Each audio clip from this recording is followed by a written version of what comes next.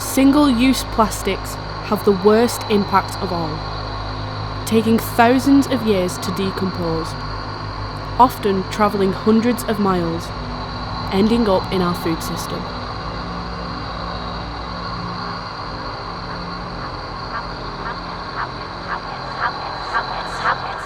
Plastics.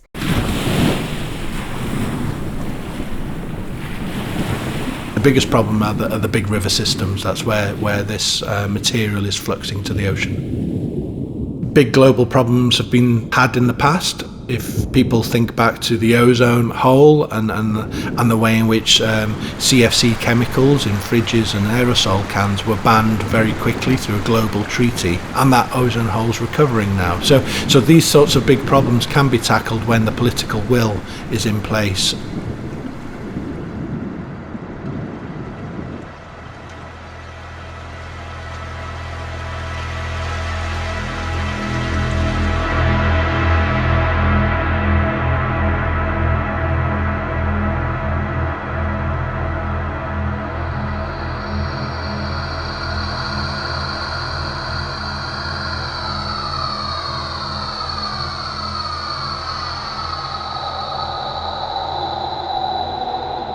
So most people will have heard of the garbage patches in the big gyres of the ocean, so these big whirlpools in the middle of the ocean that traps the plastic that's floating on the surface. If you added up all of the plastic that are in these massive garbage patches, around the size of France, these things, that's 1% of the annual flux.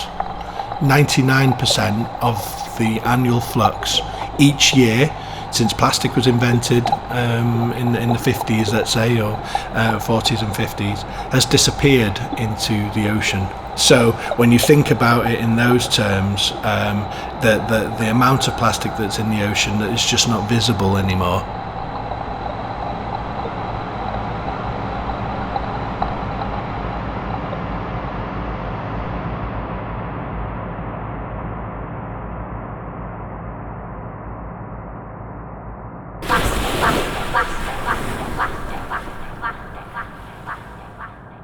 There's very small things all of us can do, thinking around our own plastic footprint, if you want.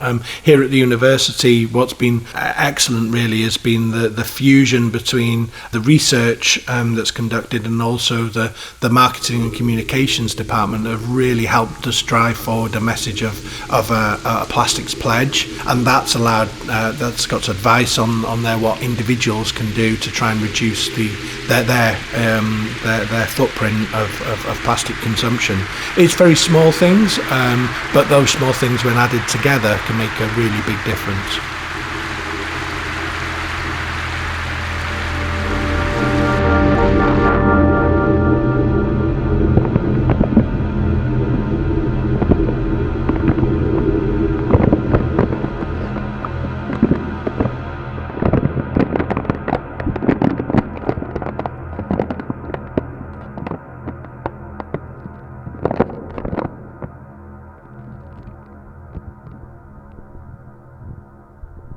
We are all culprits of plastic waste, and most of the time we have no choice.